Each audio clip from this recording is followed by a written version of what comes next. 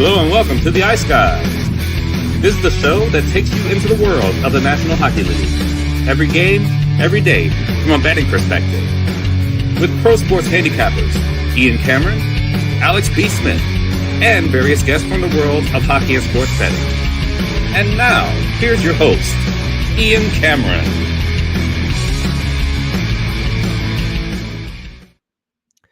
Welcome to the Ice Guys, Wednesday, January the 29th. Ian Cameron with you. Alex B. Smith on the mend today, not with us. Hopefully he'll be back tomorrow.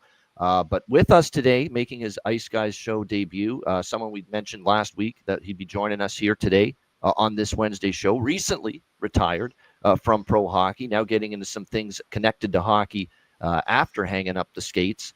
And excited to have him with us, joining us here today on this Wednesday edition of the Ice Guys show, Trevor Mingoya. Trevor, welcome to the show, making your debut. How are you? Thanks, Ian. Yeah, I'm happy to be here, ready to talk some hockey. Yeah, looking forward to that. We'll get into all that, the 5 NHL games. We'll recap last night. We'll also talk a little bit about our betcast last night, which was a lot of fun, exclusively for our Patreon members. Great camaraderie, great company with a lot of great hockey fans and bettors, and just watching the games, having a few beers and just commenting and just, taking in the games. It's just a lot of fun, and it was another great betcast last night. So we thank everybody, our viewers and listeners, for joining us. Jordan Sambrook joined us late in the night as well. So we thank him for joining us as well, having a great season with the Florida Everblades right now in the ECHL. That whole team is playing so well right now. But Trevor, let's just briefly, and we're going to do an interview with you down the road about your career specifically, more in depth, the stories and the journey. But just overall, Providence College with the Friars, a few years with the American Hockey League and the ECHL after that. You gave the European hockey experience a try overseas for several years later on, specifically Germany for a couple of years, Finland as well.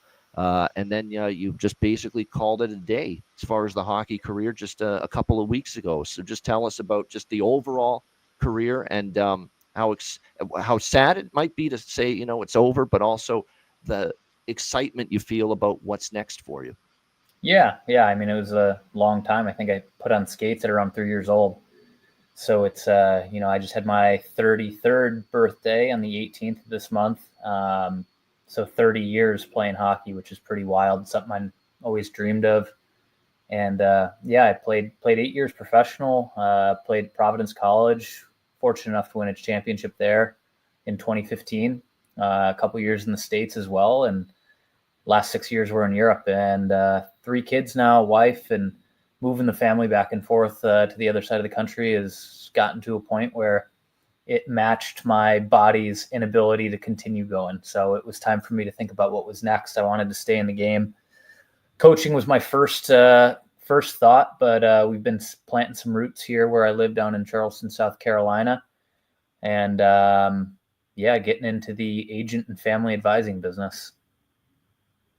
And like I said, it's amazing how many people we've had, players, a lot of players too, that just recently retired exactly in your shoes. And that's the time that they joined us on the show. And just getting into, coaching, training, something, scouting. In the case of Brandon DeFazio was on our show previously. He's into scouting now with the Pittsburgh Penguins. So it's just there's some way to stay connected to hockey because you love it so much. And yeah. I know you were excited just to talk hockey. You said you love talking hockey, and that's why you're probably going to do a hell of a job for us here on the show talking about NHL. So with that in mind, we're getting into last night. Again, just another thanks to everyone joining us on the Betcast. Just before we get into last night's games and recap them all specifically, it was a busy Tuesday as it always is. What's some of the things that stand out to you about this current NHL season, whether it's a specific player, a specific team, just things that you've observed so far that say, hey, that's grabbed my attention so far? Mm-hmm. I'd say right out the gate, the big blockbuster trade from the other day. I did not see that coming at all. I didn't think we were going to see something like that this year. I mean, I get it. And this far away from the deadline too. Yeah, exactly. Yeah. Teams were, that was a massive switch up. So that caught my eye, obviously, as probably everybody else. And then also some of the bottom teams in the league right now. It's just kind of surprising how much they're struggling. I thought Chicago was going to be better this year, and they are not at all. it's disappointing to see that Bedard just is not getting what he needs right now. And I think something else that frustrates me watching that team play is the amount of face-offs Bedard loses. I mean, somebody at some point's got to sit him down and be like, hey, we're taking 45 minutes a day here, and we're just going to rip face-offs. He's chasing the puck so much, and it's frustrating to watch. Great observation, yeah. Sick. It's unbelievable. His offensive ability and awareness is incredible. But he needs the other part of his game if he's going to be an NHL center. I wouldn't be surprised if they ever move him to wing at this point. That's excellent observation. Look, he's playing well right now. Don't get me wrong for the Blackhawks as far as Great the production. offensive. All of a sudden, yeah, no doubt. And Alex, my colleague, is a Blackhawks fan, originally from Chicago, now living in Minnesota.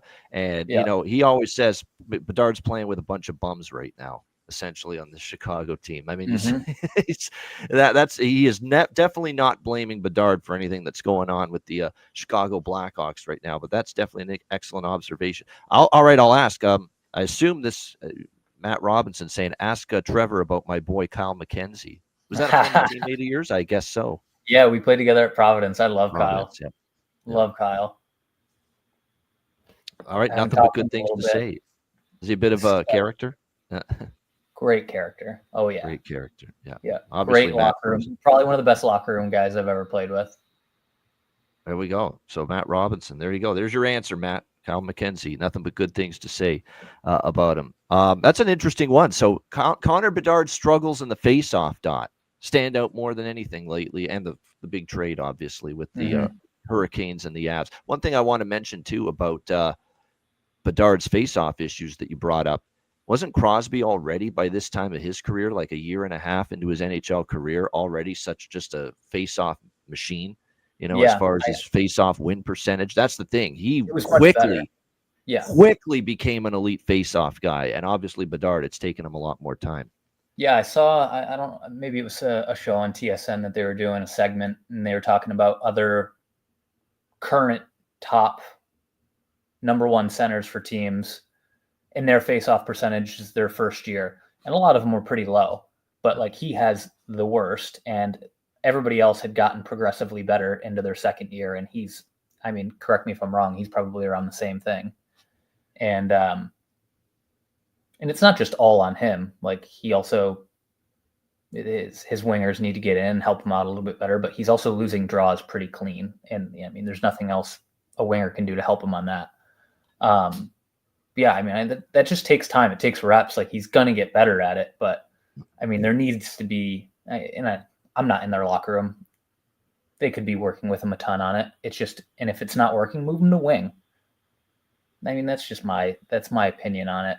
But then you look at a kid like Macklin Celebrini, who's also a center in the league. He's doing a little bit better on faceoffs than Bedard, but his defensive awareness is unbelievable. Like I love watching that kid play. If I had to pick between the two of them, I'm picking Macklin to build my team around.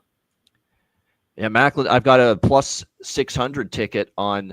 I've got a plus 600 ticket on Macklin Celebrini to win the Calder Trophy this year, and that price is not the same as it was when I bet it. I'll tell you that right now. He's like the favorite. He's like minus 175. At most spots. That being said, it's not a slam dunk. He's going to win it because Lane Hudson has suddenly come on like a freight train with the Montreal Canadiens. Isn't it something to watch him? Like it's like the puck dances on his stick, and his vision, passing ability. Yep. It's like watching a point guard, the way he moves with his feet. It's like he's bouncing around. And he struggled a little bit at the beginning of the season with moving the puck a little bit quicker or kind of getting himself out of sticky situations, and there was a lot of turnovers. And he's adapted really well since then. He's got a high hockey IQ, 100%. Like he has adapted. And you can tell guys who coming into pro their first or second year, how quickly they adapt really tells their hockey IQ. And he's one of those kids. There he is, Alex, in the chat, who is, like I said, ailing. That's why he's not on with me today, but says Bedard needs to be a winger. I don't know why that experiment only lasted like 2 weeks. Yeah. I agree. Yeah. I mean, I'd love to see it That's for a a little shame. bit. Give it some time, but you also have to have a legitimate center come in and be able to run the faceoff circle. Because if you bring a center in who's also losing draws at the same clip, what's the point? He's still chasing the puck around everywhere. Yeah, I agree. Yeah, I think it's worth. And plus, you just need, let's see with Frank Nazar. I will say that because Frank Nazar has fit in very nicely here I these like it. last few games with Bedard, and we've been on the goal props. I mean, we've hit some plus 500 goal props with Frank Nazar, and some of the favorite situations I love to look at from a wagering standpoint is these players that move up the lineup. We talk about this as a strategy and a theory to go with for player props. The odds makers will not adjust to a player that's going from the third line to the second line or the third line to the top line, whatever the case may be, or someone going from not playing on the power play to suddenly playing on the power play. There will not be an adjustment on any of the props, goal prop, assist prop, points props. And those are the times to really take advantage of that. And Frank Nazar is a perfect example of that. He's up there on the top line with Bedard, and you could have taken him plus 500, Trevor, a few nights ago to score a goal. It's that kind of thing that if you're watching the game and you're studying the lineup, the line combinations, and the defensive pairs, and you're looking at the starting lineups for each game, and you see all of a sudden power play 1, power play 2, how the lineups unfold, you could really pick off some totally mispriced players 100%. as far as props. Yeah, 100%. Yeah, he's doing really well right now. I really liked his game at Michigan, and I was hoping to see him kind of break out this year with Chicago, and I think he's kind of hitting that groove right now. He looks good.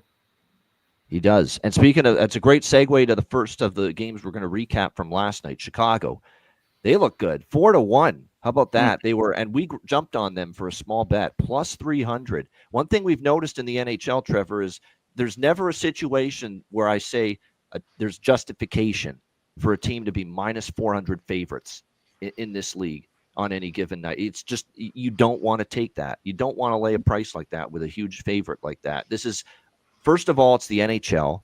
Yeah. Any team can win any given night. There's bounces of the puck. There's maybe a call that can go against a certain team. What if an injury happens? And what if a goalie, just is lights out and can suddenly, stand on his head and lead his team to victory? And once again, it was a great performance in net from Arvid Soderblom last night for the Chicago Blackhawks, leading them to that 4-1 victory over the Tampa Bay Lightning. Tampa Bay was, minus 400 just about as a favorite, and they go down to defeat. It is uncanny, Trevor, throughout the course of the season. We've mentioned it on the show, how the bigger favorites, more often than you would think, teams have lost as these bigger minus 400 favorites. I mean, it doesn't always happen, but my goodness, it is always, for me, buyer beware. But a great win for Chicago last night, 4-1 against Tampa. The goaltending was great. They were opportunistic. Bedard was solid. Even after Braden Point scored the first goal, that was it for Tampa after that. The only bad news was the first period over trend for Chicago, 15-1 in their last 16 games to the first period over going into last night. Fell short. There was only one goal in the first, but it's still 15-2 in the last 17 games. Probably won't jump off that train until I lose 2 in a row with it, but to be able to cash with Chicago was great. What do you make of Chicago there? And your thoughts, too, on Tampa, Trevor? Because they, to me, have not gone on that big run yet at any point this year. There's been a lot of inconsistency in their game. Yeah, they're interesting every year. I mean, the roster that they have, and then having John Cooper, they're always going to be a threat. And Vasilevsky in net, my Lanta, is that guy lights out. You get him in playoffs, he's the hardest goalie to score against. I love that team. I love watching them play. They have so much chemistry. They've been together for so long. They can always get it done. They're second place right now behind Boston. Yep. And I mean, getting rid of Hall for Chicago, I don't know, plus or minus on that. He's obviously had a very interesting career the past few years and trying to find his game again and land where he needs to land.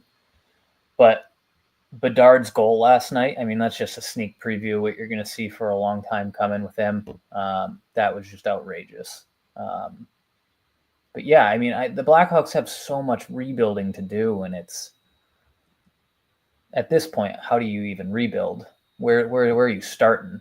They need a goalie. Goalie played great last night, but they need a goalie that's going to come in. He's going to be their guy for the next 6 years, like a stud. And what do you give up for that? I don't think Seth Jones is in the prime of his career anymore. He's taking up money. There's a lot they need to work on. Yeah, definitely. And like I said, but Tampa Bay, like I said, up and down, especially on the road, they've had their struggles. How about Chicago? Nice win there. How about Carolina? They shut out the Rangers 4-0 last night. We had our issues with Freddie Anderson, but certainly a better performance from him, a 22-save shutout after giving up 7 goals in the first 2 starts that he returned from injury. When you look at this Carolina team, adding Mikko Rantanen, a legit offensive performer, someone that shows up in the playoffs. When last couple of years, look, Aho's had an okay but not great playoffs. Svechnikov's had a disappointing playoffs. To bring in someone that's a legit playoff performer offensively, that's a boost for Carolina.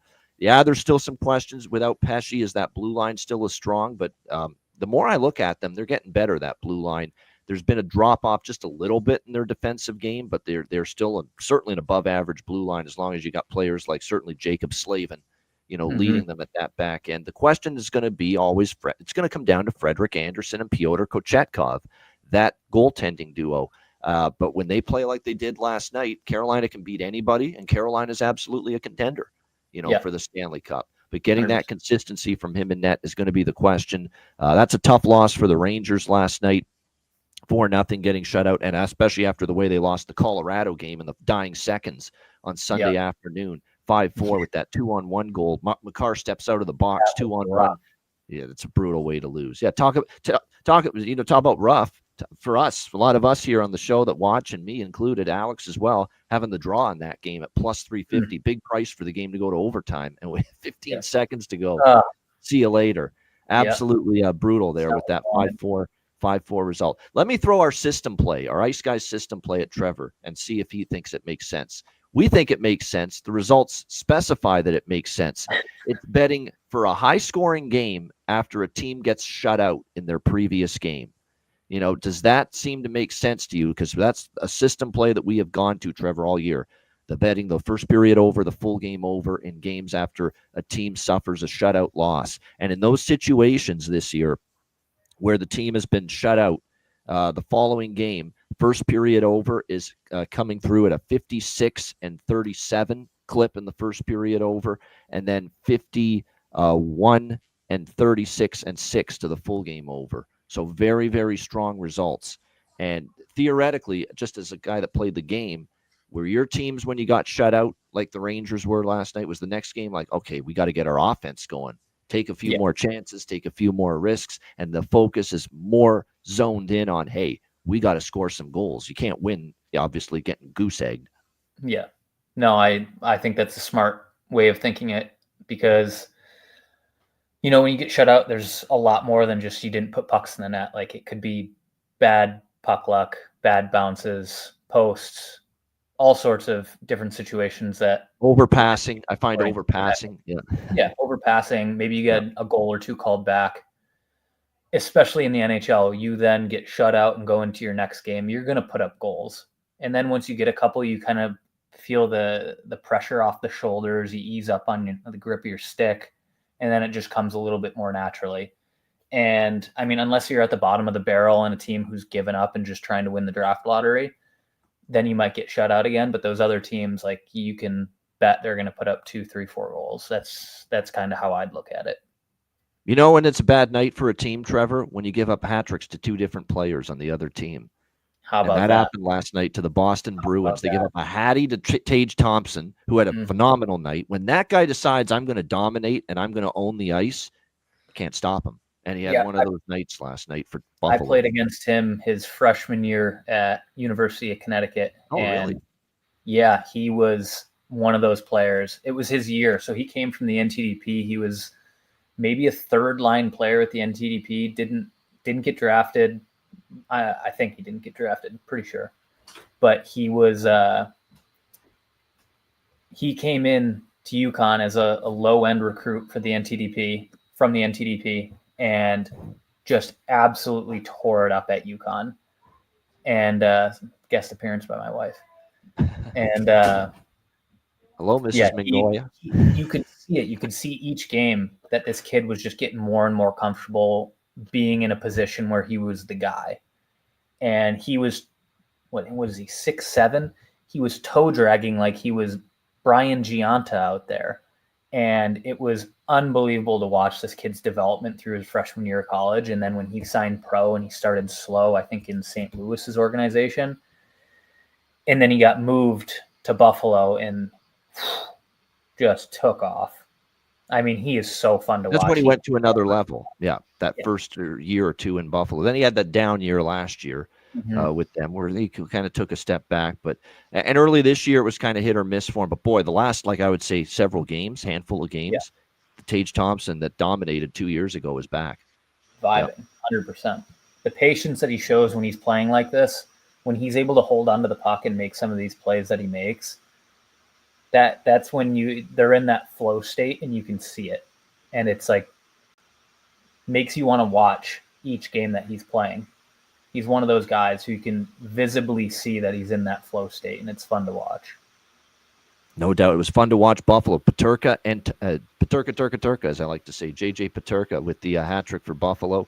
And, of course, Tage Thompson as well. 7-2 as they beat down the Boston Bruins. It's a rough loss for Boston. You know what's impressive, too? Buffalo's coming off the long road trip out west, and they come back home, and that's the kind of performance they have, 7-2. Really impressive. Winnipeg, very impressive again, 4-1 win. We keep saying it with Winnipeg. That's now, 9 or 10 straight wins for them where they've given up 2 goals or less to the opponent in like 9 or 10 straight wins that they've had. They've given up 2 or less. So if you like Winnipeg, don't lay the big money line price. Take team total under for the opponent, and you've been doing very well with that, and you could have done that again last night. 4-1 Jets win there. 5-2 Islanders with the win against the Colorado Avalanche. It's actually now 5 in a row for the Islanders. Now, I'm not getting too excited yet. Still want to see more, but no, this has definitely been one of the better stretches that the Islanders have had, and they've still got some injuries on the blue line too. You know, it's including Noah Dobson, their most important defenseman, and yet they've still been able to find ways to win and put this nice stretch together. 5-2. Best bet winner for me on the show. It didn't look good initially, but the best bet hits over 5.5 goals with the Avs and the Islanders. So that was very good to see. It's now the 4th straight game head-to-head between those two teams that's gone over the total. So that was good to see that come through. Great goaltending battle in Calgary. I don't know if there's anyone playing better in net right now in the NHL, very few anyway, than Logan Thompson. Another outstanding game for him, for the Capitals, playing in his hometown there. Calgary goes back there and gets a 3-1 win for the Caps there in that one. Anaheim beats Seattle 6-4. We were talking about it. Philip Grubauer is just in a rough way right now. He can't make saves. He's struggling with his confidence. He gets lit up again for 6 goals, and we think, hey, we're going to still be able to keep betting the opponent team total over with Grubauer in net. Not anymore, Trevor. Breaking news. Guess who was placed on waivers just a little bit ago? Philip Grubauer. How about that? Yeah. That's a move. Tough year. Yeah, that's unfortunate. Somebody. Yep. 6-4 Anaheim there. And then, of course, one of the games of the night, Dallas and Vegas. 4-3 win for the Dallas Stars in overtime. I said it. And of course, the headline story is the injury to Miro Heiskanen. It was a scary collision with Mark Stone. It looked like the stick of Rope Hintz hit Stone in the skate and caused him to fall down and trip. And I don't know if he lunged into him or if it's just his balance gave out. And he just happened to just collide right into the knee of Miro Heiskanen. And right away you could see, oh boy, he's not putting any weight on it. He's being helped off the ice. And you see him just hobbling his way back to the dressing room area. And the thought is it may not be as severe or as bad as it initially looked. But definitely this is hold your breath time for any Dallas Stars fan, Trevor, when you're talking about Miro Heiskanen, who is one of the absolute best defensemen in the NHL. He's a pillar on that blue line. He is the lifeblood of that team on the blue line right now. So it's definitely one of those situations where, Miro Heiskanen's health is of obviously grave concern right now. There's no doubt. We hope it's shorter term than longer term. And I said on the Betcast last night, and you've been in these dressing room scenarios when a key player gets hurt, doesn't that rile you up? And I said the moment that injury happened, they were down 3-2 to Vegas at the time. I said, I think they're going to end up coming back and trying to win this one after that Miro injury. Whether you think it's intentional or not, it's Dallas I figured was going to get revved up, said, God, damn this team.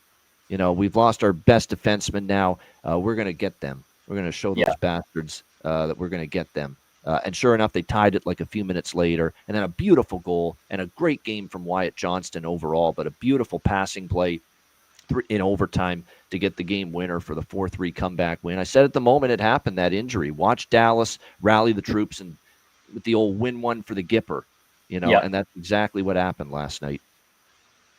Yeah, they're a fun team to watch. I'm a real big fan of Wyatt Johnston. I think he is a very, very strong pillar for that team offensively, and I think he came into the team earlier than what people probably expected him to be as a prospect. So he's building on what was a fantastic year last year, and he's really fitting into that offensive scheme that they have going there. And then on Vegas with the career year with Eichel, who just really hasn't slowed down at all. It's honestly picking up steam, which is really fun to watch. It's good to see. I mean, he's already got the cup, so he's got what he needs in the back pocket for the rest of his career, and I'm sure he's going to chase a couple more. I think this Vegas team is lights out. I think they're always a threat. They're like the Western Conference version of Tampa, in my opinion. That's how I see them. Yeah, no doubt. We got a few Dallas Stars fans that are in our chat that watch our show. Matt Robinson's on the show 2 days a week. I don't think he could hate Vegas anymore. Going into last night, he couldn't hate the Vegas Golden Knights more than he does. He probably couldn't hate Mark Stone more than he does. And then that injury happens to Miro Heiskanen. Yeah, and now it's just, you can actually hate Vegas more and Mark Stone more after that, and I'm sure he does. And now you're just hoping like Miro's okay, because we've always said this. He's been just fantastic, and I don't think he gets the league-wide and fan-wide recognition across the NHL landscape for how good he is. That's the way I see it. What do you think? I agree. I think he's one of the best D-men in the league. He doesn't do the things that like you see from Quinn Hughes, Lane Hutchinson, Cal McCarr, those kind of guys who are flashy. He's a beautiful skater. He moves the puck so well. His shot's clean. He's just high hockey IQ. And it's not the Dallas Stars guys hockey podcast, Bailey. It's not. It's not. But I mean, I've been a huge fan of him his entire career, and like you said, he doesn't get the league-wide recognition that he probably deserves, just because there's guys who are flashy, and we're in a day and age where that's what it's going to take for you to get popular throughout the league, throughout social media and all that kind of good stuff. But he's a stud. There's anybody that knows hockey knows it, whether he gets the recognition or not. But yeah, hope he's okay. It would be a tough loss for Dallas if he's out long term. Oh, come on, guys. Are you shitting me about talking about Miro at the Four Nations? That's not happening now. No way. He's not going to play at Four Nations now.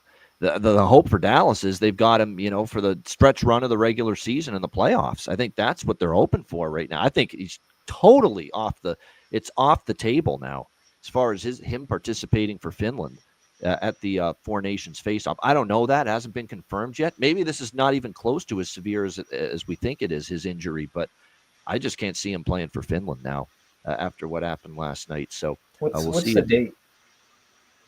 When does it start? It starts right after the Super Bowl, the Four Nations face-off. So that's going to be February. I think February 12th is the first game of that tournament. Yeah. It's 2 weeks Unless away. There's like absolutely nothing wrong with that knee, but we'll see what they say. Yeah, I can't see it. I can't see him playing in that, but and I know Dallas probably wouldn't want him to play in that, but no, exactly. Yeah. Unless it's like a nothing injury where it was just a scare, I wouldn't be sending him personally. No, I would agree with that, but that's definitely something we're going to have to monitor here.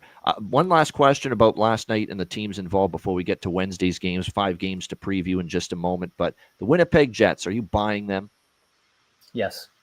You are. Fan. All right. I buy their team. I don't know if I buy Hellebuck in the big playoff games. That's the thing. And the biggest game. Hellebuck's a weird guy. He is actually legitimately a weird guy. If you've actually seen him in an interview, that is true. He's a little bit of an oddball character. But then again, so am I. So I should understand that. But we all anybody in hockey business is. Yeah, exactly.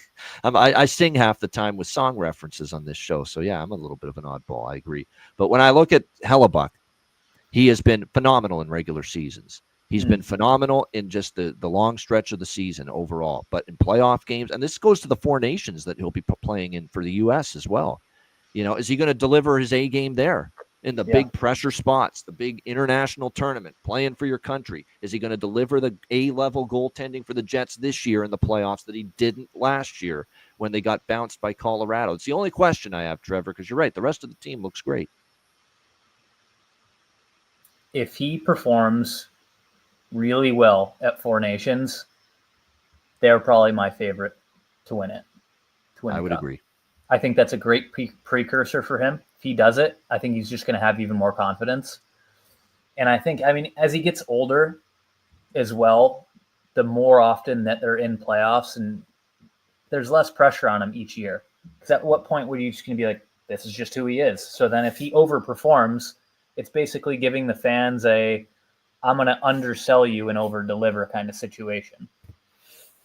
Yeah. That's well said, and it's going to be interesting because I'm telling you what, between the Four Nations face-off performance for him and the playoffs coming up, these are big-time moments in the career of Connor Hellebuck.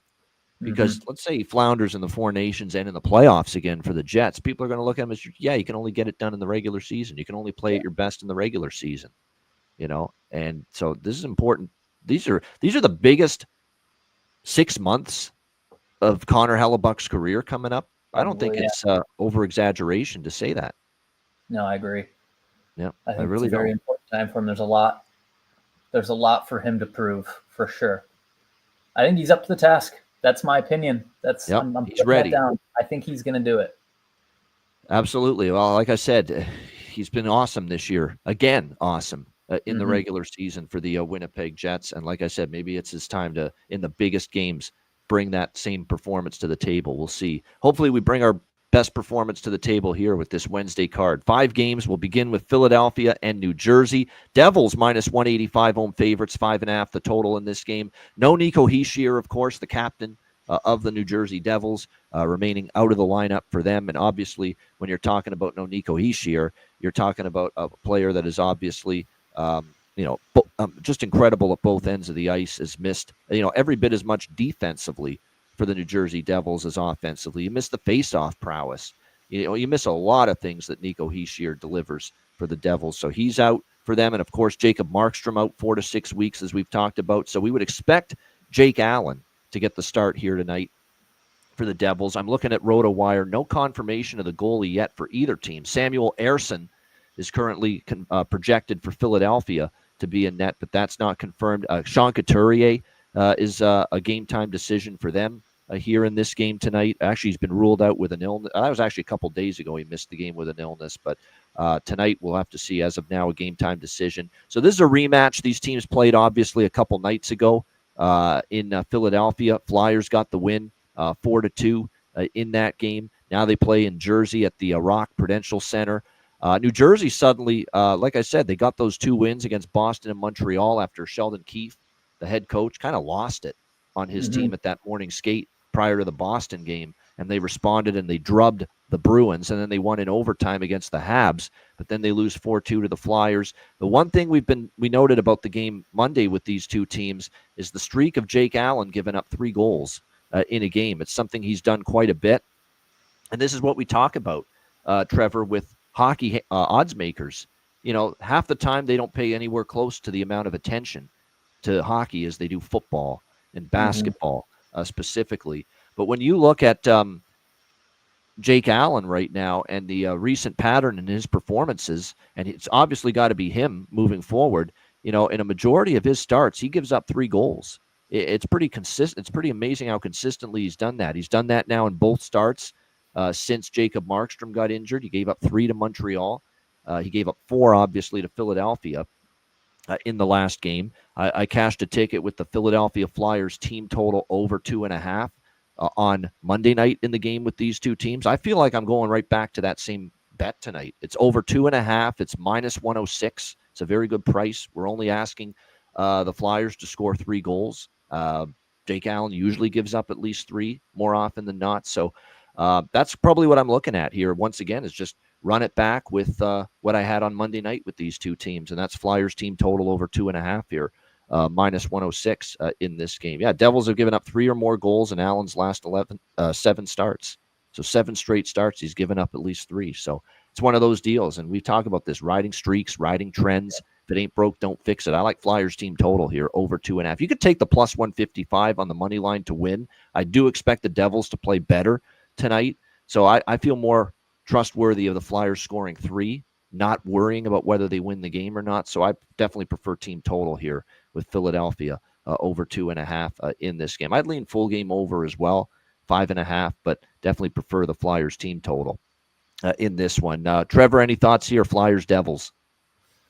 I think you hit it right on. I think it's a pretty blueprint type of trade from last week, or from their last meeting, with the Jake Allen streak of 3 goals plus. I mean, that's a 7 blueprint straight. right there. Yep. Shoot the puck. Shoot the puck, that's for sure. I like the Flyers. I don't think that they're a bottom of the barrel team like they are. I think they just have struggled and they've had injuries, and I love Matvei Michkov too. I think that kid's going to be a stud. Yeah, I would agree with that. He's obviously he's in the rookie conversation too for the Calder, but I also think when you look at Mishkov right now, probably still trailing 2 guys that are probably definitely as of now the 2 favorites to win it, with Hudson from Montreal, and the guy that's probably going to win it as of now is Celebrini, of course, with San Jose. But there's no doubt he's up there. He's like right there in the Calder race, and he's had a great season, as you said. Yep. Yeah, as far as the rest of, I was going to say, as far as goal props for this game, Flyers and Devils, Morgan Frost, we talked about him. Forster, and for New Jersey, it didn't come through last night, but we talked about how, and this goes back to what we talked about the theory of you take someone that's moved up the lineup, Dawson Mercer filling in on that second line center spot with no Nico Hischier, and Dawson Mercer, I think there's definitely some value. And I think, too, with the Devils, something to watch for without Hischier. Does the defense struggle more without him? They're going to miss his offense, but the defense, he's one of the best defensive centers and forwards in the league, Nico Hischier. So that's why I think they might be more of an over team with their game totals. So that's why I'd still do lean over 5.5 here as well with this Philadelphia and New Jersey game. All right, next up, we've got LA and Florida. This is a rematch. These two teams just played in LA recently. Florida was on their West Coast swing, and now they will do battle here tonight down in Sunrise, Florida. We got the Panthers minus 150 home favorites coming back off the road trip, 5.5. The total in this game shaded to the under. You got a Panthers team that played in LA, lost to the Kings. Kings came back and they beat the Florida Panthers in LA when these teams just played recently. We'll see if they can follow that up here tonight in this game as these two teams collide once again. Again, it was just exactly a week ago. LA won 2-1 at home against Florida. And, since then, you look at this Panthers team that lost to LA. They beat San Jose 7-2. They lose 4-1 at the end of the road trip against the Vegas Golden Knights on Sunday. So they'll look to bounce back from that defeat here. Meanwhile, Los Angeles, since beating Florida last week, they've lost 2 in a row here on this road trip. The LA Kings, they lose to the Jackets, the surprising upstart Columbus Blue Jackets. And then, of course, they lose to the Detroit Red Wings, who have been a totally different team, Trevor, since Todd McClellan obviously got hired as the head coach, and we've seen them play a lot better. This one is a game I don't have a strong feel for at all, quite honestly. It's Florida revenge for losing in LA last week. It's a Florida team with a solid enough home record, but it's LA off 2 straight losses. I go back and look just off the top of my head. I don't think LA's had a longer than 3. Well, they've had 1 3-game losing streak very early in the season. It was like early October, and since then the team has not lost more than 2 games in a row. They've been very, very solid as far as nipping losing streaks in the bud. So this is a game I don't really have a strong. I can make cases for either side, and when I can do that, I'm probably better off passing on the game. One thing I will say, you look at series history with the Kings and the Panthers, we have seen 10 meetings going back to March of 2019. Do you know that in 9 of the 10 meetings, they've been decided by 1 goal? 9 of the 10. So I think the draw is worth a look. This is a draw candidate for me. I think I expect a competitive game, plus 316, plus 320 in that range on the draw. I like it. Of course, the big news for Los Angeles, Drew Doughty's return. We knew it was coming. It was just a matter of when, but we knew he was closing in on making his return from injury for the Kings. It will indeed be tonight. It will be his season debut here for the LA Kings. This was an ankle injury he suffered way back in training camp, so he hasn't even played a regular season game this year for the LA Kings, but he is back here tonight. You expect that to provide a bit of a jolt and a boost morale-wise, adrenaline-wise for the LA Kings tonight in their dressing room. So I like the draw. I've taught myself into taking the draw here rather than trusting either side, because we've been sniffing around overtime or a shootout with these two teams head-to-head. Doesn't get much closer than 9 of the last 10 meetings. Kings versus Panthers have been a 1-goal game. So I think the draw is worth a look here. Trevor, what do you think here? LA, Florida. If you're going to just go right down who I think is going to win, I think this is going to be a Florida win. Just looking at the Kings going 0-2 in their last 2 on this road trip. Their away record's 11, 12, and 5. They have an elite home record. It's not a great away record for a team that's in a playoff spot right now. And then that's you're going the issue for LA. 11 and 17 on the road for them. Yep. Yeah, there you go. Yep. Yeah, I like Florida here. I think it will be a tight game. It's just 2 really good teams. Yep. I think they'll definitely get a little bit of a boost having Doughty back. But that's not to say that Doughty also can't be a negative out there. He's going to come into a mid-season game. Could see a little bit of rust on him, and I don't know how many minutes he's going to log either. So that'll be an interesting game. I'm picking the Florida Panthers in this one. 3 straight unders, by the way. I know Aaron likes the under in the chat. I couldn't argue with that. I think it probably is a tighter, lower scoring game here tonight. We'll have to wait and see. But again, and it is. I know there's that theory too. I don't know if you buy into this, but we have floated this theory on the show in the past, and this is especially true in the NBA. I find it happens a lot. Star player comes back, or one of the best players on the team, and believe it or not, you lose that game more often than you win it, because sometimes it throws off a little rhythm, or it takes some rhythm. It takes a game or 2 for Doughty in this case to get his rhythm back, his timing back, and the flow of things. And meanwhile, the lineup's altered, and sometimes it's not a given that you get one of your best players back. Surely you're going to win the game, and it doesn't always work that way. Yeah, it's interesting. I think you said it well. It throws a wrench in, and the wrench might not always land on what it's supposed to be used on. Yeah, it takes an adjustment. You're getting a guy who has a huge presence, not only on the ice but in the locker room, and energy has been what it was throughout the whole season for LA without him in there. And now you're going to get him back in, and there's going to be an adjustment period, and it can be great. And it could take a couple games for it to kind of even out. And I don't know, tonight will be a really good look at what they're going to look like going forward. All right. I'll ask you the same question I asked you about Winnipeg. Do you buy LA as a legit cup contender and a team that can make hay in the playoffs? We know Florida can. I'm not even going to ask you that with Florida. I don't think so. I don't think LA's there. Yeah. I don't like that away record. You don't win games on the road. I don't trust their offense enough, because their offense was kind of, I guess, performing better than it often does. And now all of a sudden the offense is sputtering again. Los Angeles, 2 goals or less now for them in 9 of their last 10 games. Not what you want to see. That's not going to win you many hockey games. Yeah. I mean, it's amazing Kopitar's doing at his age too. Yeah, no doubt. How's that body going to hold up though in playoffs? That's if you're leaning heavily on him for your offense. Yeah, I mean he's getting up there in age, but he's still doing it, and he's a darn good pro. That guy takes care of his body. He does, and he still plays at a very high level. Like there's been not much. There's maybe a little bit of a drop off, but nothing significant. I do want to mention Kevin Fiala too for the Kings may not go tonight.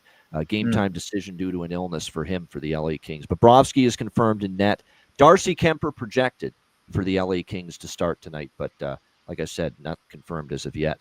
All right, Minnesota and Toronto. We've got the Leafs minus 155 home favorites, 5.5 the total. here in this game. We've got Toronto coming off. Here's what I think we need to really focus on: scheduling spots at this time of year. Okay, this is the time of year where teams have to play a shit ton of games in a short period of time. It's unbelievable how they pack in the games. And Trevor, they're doing it even more so here in mid to late January this year because of the Four Nations break. So they're trying to get everybody to play as many games as possible right now. But when you look at Minnesota, they played Thursday, they played Saturday, they played Sunday.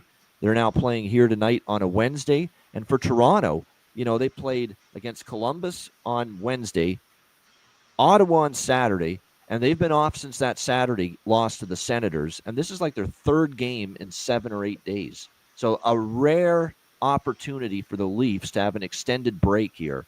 And you've got them feeling not miserable because they're having a great season, but they're a little upset. They've lost 2 in a row. To the Columbus Blue Jackets and the Ottawa Senators. They're rested. They've got 2 days off, 3 days off, I should say, Sunday, Monday, Tuesday. They've had a chance to get practice time in. They've had a chance to at least get some of these injuries to heal up. Unfortunately, nobody is coming back. These few days off didn't allow many, except Pacioretty. Max Pacioretty is back tonight for the Leafs, but Matthew Nyes is still out. Anthony Stolarz is still not quite ready yet, and John Tavares is still out as well for the Leafs here in this game. So, but I like this spot a lot here for Toronto. They're not feeling great about their game. Now we find out Minnesota's got Kaprizov, and they should have put him in. They should have given him the green light to do the surgery weeks ago. Now instead, you're just putting him in the surgery ward now, and he's going to be out now at least till the mid-March. And there's I don't know if they handled that the best way, but Kaprizov now out again for the Minnesota Wild. Moving forward, including, of course, in tonight's game, just as they were starting to get healthier. They still have, obviously, Brodin out, but, they had gotten Kaprizov back, Spurgeon back, Brock Faber was out.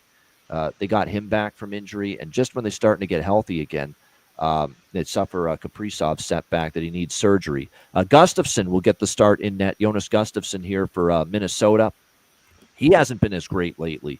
In fact, prior to the win against Chicago Sunday night, where the team just bared down defensively, Gustafsson gave up 4 to Utah, 5 to Edmonton, 4 to Vegas, 6 to Colorado, 4 to St. Louis in the starts before that. He really struggled. So I'm going to take Toronto, but I'm taking their team total here, over 3.5. I think they get 4 goals. I know Alex is on it. I'm in full agreement with it. You get a nice plus money price here, plus 128 you can find at Pinnacle with Toronto team total over 3.5. I think that's the way to go about it. You don't want to lay minus 155 with Toronto. I certainly don't. So take their team total. I know their offense is sputtered. There's still no Nyes. There's still no Tavares in the lineup. And their lineup's a lot thinner as a result. But I think for tonight, the focus is going to be we need to generate more offense, maybe more Matthews and Marner step up. With Bobby McMahon, I'm going to go back to the goal prop with him. We cashed with it against Ottawa. Again, there's another example of our theory, Trevor. Bobby McMahon moved up to the top line for Toronto with Matthews and Marner, and he's not priced like it. We got him like at a plus 400. Really well in that spot last year. Yes, he did. Bobby McMahon for the Toronto Maple Leafs, and he's undervalued. The odds makers make 0 adjustment. None. 0. Nothing. For us. That's good for us. Yeah, for Bobby McMahon being up there. So that's the thing to watch for. Now, they've made a little adjustment tonight, but it's not enough. I still see plus 325 out there for him to score a goal when he's on the top line with Matthews and Marner. So, yeah, for me, Toronto team total over. I like the Matt McMahon prop again. Even just to get a point, Bobby McMahon is minus 108, which is a great price. So you can go more conservative if you don't think he's going to score a goal. But I do think he's got a chance to find the back of the net again for Toronto. So I like Leafs team total here over 3.5. What do you like here, and what do you think of this game, Trevor, Minnesota, Toronto? I like the team total for Toronto, 100% with you guys on that. Even with those guys out of the lineup, there's so much offense you can rely on, and it's been proven for guys to come in onto that first or second line to generate points as well. I think Toronto's a lethal team. Team total seems pretty on point for what I would probably guess on that. All right. I agree. I think team total, like I said, because a lot of times, teams when they win a game, they score. There's some games where it is 2-1 or 3-0 or 3-1, but I find here that's a good spot for Toronto to get their offense back on track again. Because I remember they were on the 3-game losing streak, and then they scored 4 against New Jersey. When they break a losing streak, it's usually they do it by scoring. They lost 2 in a row against the Jets and the Islanders, and then they scored 5 against Detroit. They lost early in the year 2 in a row against Minnesota, St. Louis. They scored 4 after that. They lost 3 in a row to Boston, St. Louis, Columbus in October, and to snap the losing streak, they scored 6 goals. So it's been a pattern of when they snap the losing streak, more often than not, they've scored 4 goals. So to me, the Leaf team total is definitely the way to go here in this one. And then for Minnesota, if I'm going to look at anything as far as the prop market for them here in this game, they've got Ogren, Rossi, and Lauko as a newly formed second line behind Zuccarello, Eriksson Ek, and Boldy. So there's probably some value on Lauko and Ogren on that second line. They're definitely not going to be priced accordingly. Ogren is plus, 600 to get a goal. He's plus 225 to get a point. He's on the second line. And then, of course, Lauko's on that line as well, plus 975 for him to find the back of the net, plus 380 to get just a point. So definitely some value in those prices. Yep. 2 players playing on the second line for them. All right, we've got Vancouver, Nashville next up. Nashville minus 145, home favorites. The total here sitting at 5.5, shaded to the over in this game. Obviously, we've got a Nashville team that has started to show life, but boy, oh boy, they've started to look very scary as well as far as in the offensive zone or defensive zone of late. Now, it's going to be interesting because are they capable or are they going to be able to clean this up? Because, yes, this team is still a pretty strong 5-1 in their last 6 games. And the first few wins in that 5-1 run, 5-3, 3-2, 6-2, pretty good games and pretty good defensive efforts. I don't know what's happened to them the last 3 games. They give up 5 to San Jose in back-to-back games, but they won them because they outscored the Sharks and their offense exploded, and that's because Marchessault, Stamkos, and Philip Forsberg right now can't be stopped for Nashville. They've been on a roll lately for them. And then they give up the 5 spot to Anaheim and lose 5-2 to snap the 5-game winning streak. So they had won the San Jose games in spite of giving up a bunch of goals, in spite of the defense struggling, in spite of Saros and the Justus Onanen. My funny phrase that I come up with is useless Onanen when he doesn't play well for the Nashville Predators. But they've struggled in net. Defense has had issues.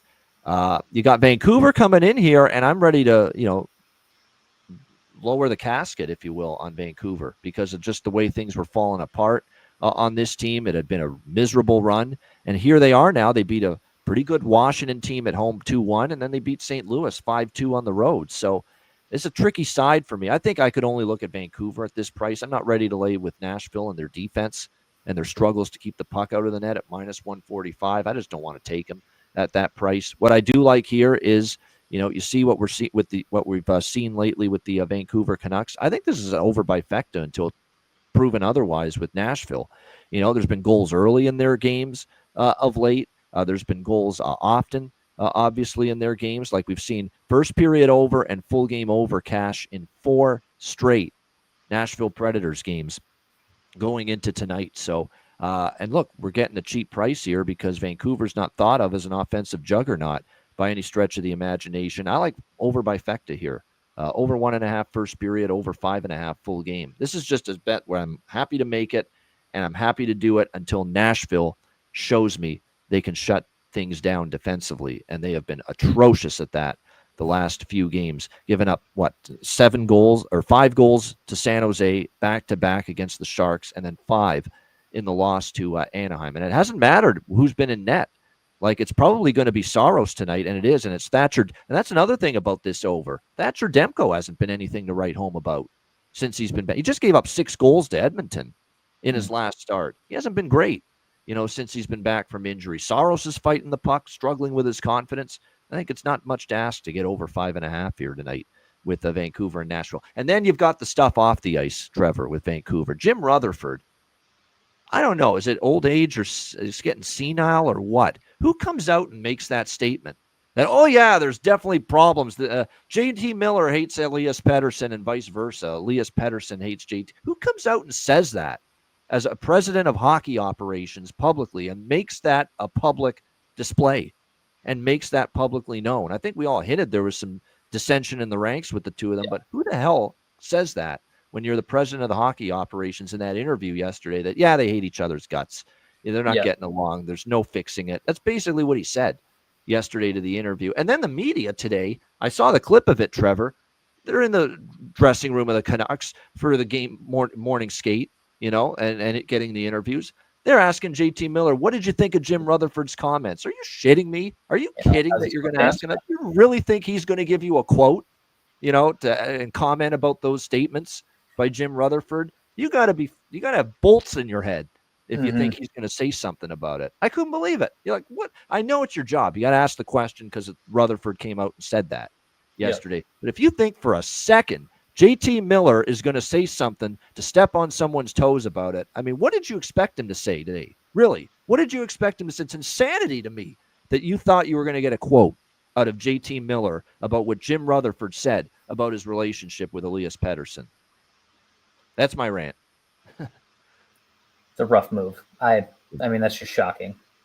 I don't know if it was some sort of behind-the-scenes play to potentially move one of them and lower an asking price, but I mean, it's just absurd to me. Absurd. And then to ask the player a question like that, I don't know how many JT Miller has got to be dumber than rocks if he's going to feed into that and say something that would rub someone the wrong way. He did the right thing. I'm just not going to say it. No comment. Yep. You don't get much from players anyways during those interviews, and then you're going to ask a question like that. That's like a polarizing situation. Tough line to toe there. Yeah, it's just someone is going to get moved. There's no doubt. This team will not have both players on the roster after the trade deadline. And right now, the more movable contract, Trevor, is JT Miller. And that's simply because, look, Elias is making a shit ton of money, and his production hasn't lived up to it, for the majority of the last, year and a bit with Vancouver. So it's just teams are more interested in the cheaper number on JT Miller probably than, the big number with Elias Pettersson when the production hasn't come close to matching what he's getting paid.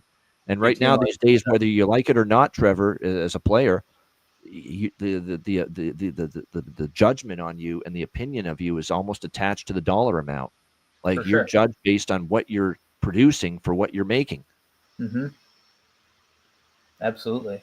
100%. That's culture is part of, the locker room culture is something that needs to be built from the ground up. And you're not going to, if you're a team who's building towards a championship, you're not going to want to bring somebody in who's got a little bit of a foggy storm over their head in terms of it being questioned, their character. Yeah, it's like I said, it's just amazing to me. Jim Rutherford said that yesterday. I'm mind blown by it. That's what I said. I know he's an older guy. He's been a respected management figure, though. Won a Stanley Cup with Carolina in 2006. He was the GM of that team. Did a hell of a job. Did a great job. He's had a great career in the NHL as an executive. I'm wondering, as he's getting older, like I said, is the senility starting to come into play? How do you say something like that publicly?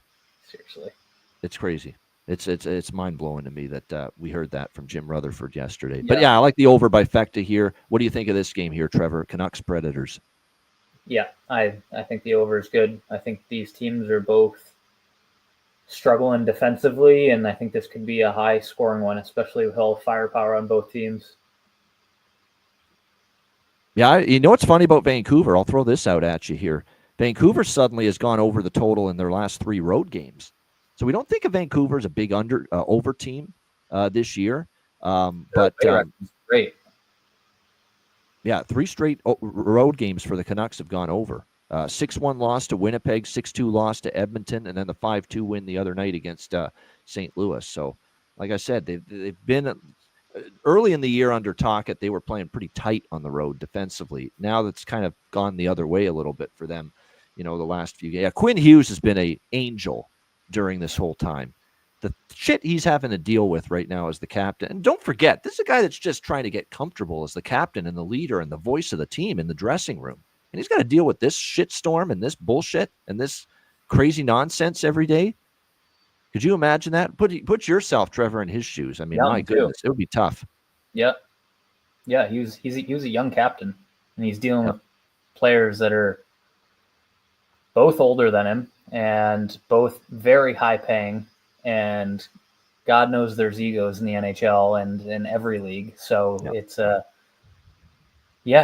probably a pretty interesting locker room to be a part of right now. And I'm sure both are great guys, but sometimes you can be great guys and just not get along. And it just doesn't work. Yep. And it just doesn't work. You're right. Sometimes it just doesn't work, even though, no one's in the wrong. It's not like it's JT's fault or it's Elias Pettersson's fault. Sometimes it's just two personalities and it's just not meshing and it's not working. And you got to cut bait and move on. And I think Vancouver will eventually do that. But I think it'll be moving JT Miller just because I think that's the easier trade to make right now for them. All right. Next up, final game, Pittsburgh and Utah. We've got Utah minus 140, home favorites, 6 the total here in this game.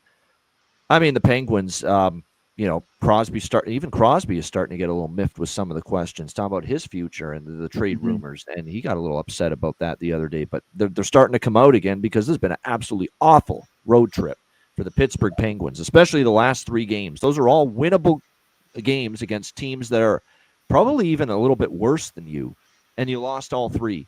5-1 at Anaheim, 4-1 at Seattle, 2-1 at San Jose. Now, Pittsburgh's not a team I'm looking to back. I actually think it's a great spot for Utah, but gosh, I don't love the price. I'll be honest. Minus 140. It's not like Utah's rolling right now the way they're playing. That's a hefty price. I mean, they're still only 3-7 in their last 10 games. But here's why I think it's a good spot for Utah. It's definitely a Utah spot more than it is for Pittsburgh. Utah, they've had 2 days off to get ready for this. They lost their last 2 games against the Jets and the Sens, but they've had 2 full days of rest. Look at this schedule for Pittsburgh, and I've talked about how scheduling spots matter and how many games you played in a short period of time matters. This is the end of a 7-game, 2-week road trip. This is the 4th game in 7 days, all with venue change and travel for Pittsburgh. 4th game in 7 days for the Pittsburgh Penguins, all with venue change. So I wonder what kind of gas is left in their tank going into this game, Pittsburgh. So this is 4th and 7 for them, and it's been 2 full days off with rest for Utah going into this game. So that's a huge scheduling and spot advantage for Utah. What do you think of someone that played? And you're on the bad end of that? Do you feel it as a player? I'm hammering Utah on that. Wow. I think that's 4 and 7 is rough. It's rough on your body, whether you're on the road or at home. Those games are rough, especially now with how many games they've been playing throughout. And it's the thin air and altitude. I just thought of that, Trevor, because they're up in Utah. I've been out there, not to Utah. I played college games in Denver and Colorado College, and that's no joke playing up in the altitude. It is hard, and to do that at the end of a 4 and 7, I'm going Utah. All right, I didn't even have to ask you, Trevor. What do you think of this game? There you go. He just laid it out right there in black and white there, Pittsburgh and Utah. Yeah, the only thing I don't like is the price. I don't know, minus 140 is no bargain on a Utah team that hasn't played great. It does have some injuries still. Sergachev will have to see if he returns on the blue line. And it is Connor Ingram, not Karel Vejmelka in net. And he did give up 4 goals in the loss to Winnipeg. That being said, before that, in his return, he had given up 2 goals in each of his first 3 starts against the Islanders, the Blues, and then the first game against the Jets, which was in Utah. He only gave up 2 goals. So, yeah, this is Utah or pass for me. I just wish the price was better than minus 140. But not for Trevor. Trevor loves Utah. I have a feeling we might be getting back to this game for Best Bet segment in just a bit at the end of the show from Trevor's point of view. As far as props go for this game, I mean, for Utah, for Pittsburgh, if I'm going to bet anybody, I'm going to look toward, the Raquel Crosby Rust line. I don't know if I trust anyone else right now, but Utah, I think Josh Doan's overdue. I like Barrett Hayton. Barrett Hayton has really had a nice run lately, and Logan Cooley. Those are the 3 I would look at for Utah. Barrett Hayton, 4 goals in the last 4 games.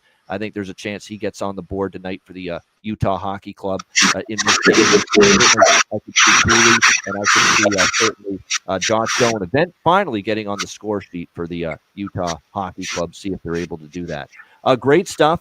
Trevor did an awesome job in his first time here on the Ice Guys show. Again, we'll Thanks wrap for up having me. in just a moment. Absolutely, with best bets in just a moment. First of all, we want to remind everybody, sign up patreon.com/Ice Guys, just $10 per month. Yes, the 50% off discount expired as of midnight on Wednesday, but we'll have another discount offer provided for all our viewers and listeners. So make sure you sign up. Goalie charts, totals charts, our daily betting cards, sides, totals, player props posted each and every day on the Patreon page. And, of course, access to our exclusive Ice Guys Patreon live betcast. And, by the way, big announcement, we will have another Patreon exclusive Ice Guys live betcast next Thursday, February the 6th, 7 p.m. Eastern time. So as a thank you to all the new Patreon members that signed up, we will be back with another Patreon exclusive live betcast next Thursday, February the 6th, another big NHL card that night. So make sure you sign up to join us for our next exclusive live betcast. $10 per month.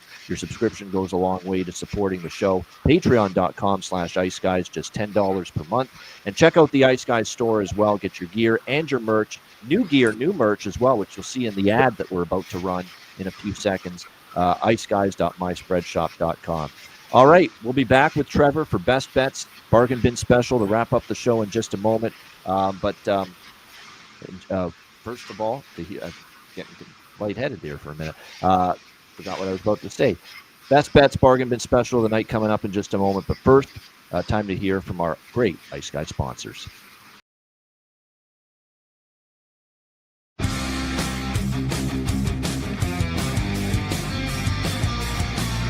Support for the Ice Guys podcast is provided by Boston Hemp Incorporated, Tailgater Social, and a big thank you to all that subscribe to the Ice Guys Patreon page.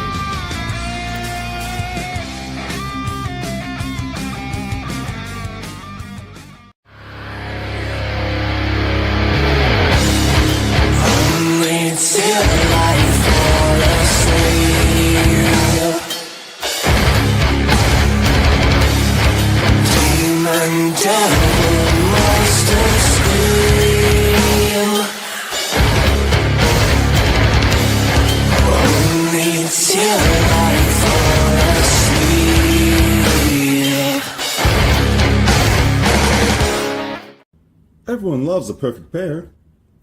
Bacon and eggs. Thunder and lightning. Mario and Luigi.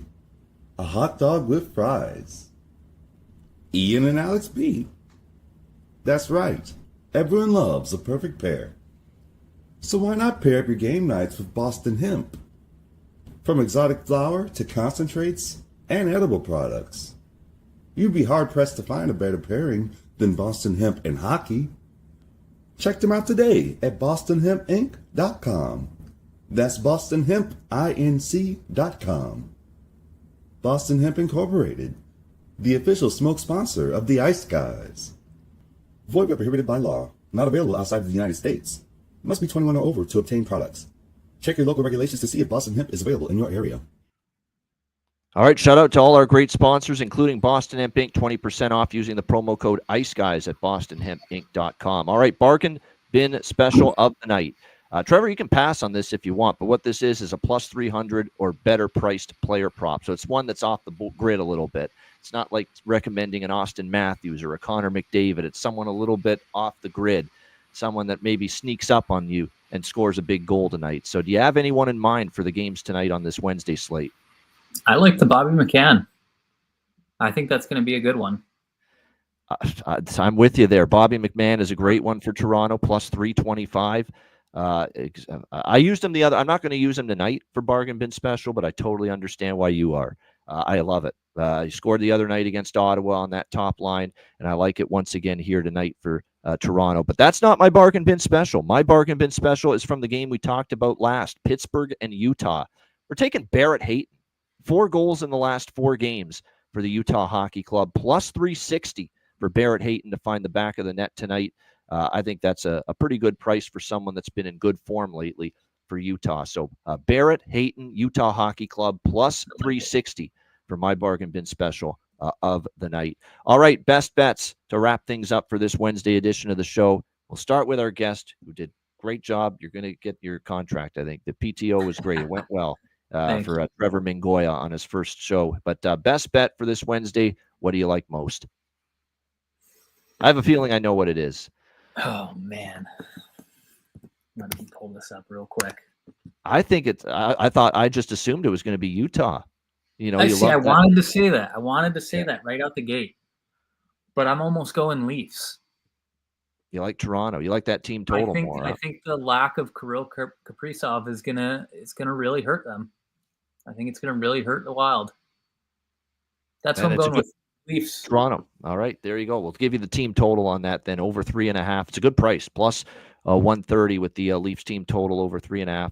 I like that one as well. I think they score 4 goals tonight. Don't like what I'm seeing, obviously, from I like the spot for Toronto. Obviously, Toronto's lost 2 in a row, Columbus and Ottawa, but this is a situation now where, you know, there's and by the way, they owe Minnesota because Minnesota beat them, and they did not play well in Minnesota, I remember, earlier this season. So, and that's a good stat, 4-0 on 3 days rest for the Leafs. So, Leafs team total, but I like the team total. I don't like the money line price. That's why I'm taking team total with the Leafs here. My best bet, give me Vancouver, Nashville over 5.5. That price is too cheap right now with how miserable the defense is for the Nashville Predators right now. I think we'll see enough goals. We're not asking for a huge shootout. You give us 6 goals in that game, it goes over the total. I think it does. Let's go with Vancouver, Nashville over 5.5, minus 120 for my best bet here for this Wednesday NHL card. Great stuff. Great show in the books. Trevor, any last words you want to say to everyone watching before we wrap it up here? No, just appreciate it. Thanks for everybody watching, and the chat was pretty awesome to watch as well. So really enjoyed doing this. They're a ball of fire, that's for sure. They are something. Yeah. They're great. Always a lot of great chatter, and you know, there's chirping, but most of the time nothing personal, which is great because that's good. It's good healthy discussion or arguments when there are any. Trevor did a great job. Thanks for joining us, my friend. We'll get you back on certainly many more times this season. A reminder: the Ice Guys is live 7 days a week, Monday to Friday, 2 p.m. Eastern, Saturday, Sunday, noon Eastern. If you can't watch the show live, download the Ice Guys podcast in audio form on all major podcast platforms. For Trevor Mingoya, I'm Ian Cameron. Have a great Wednesday night. Enjoy the games and good luck. And we will see you again tomorrow on Thursday, 2 p.m. Eastern, for another edition of the Ice Guys.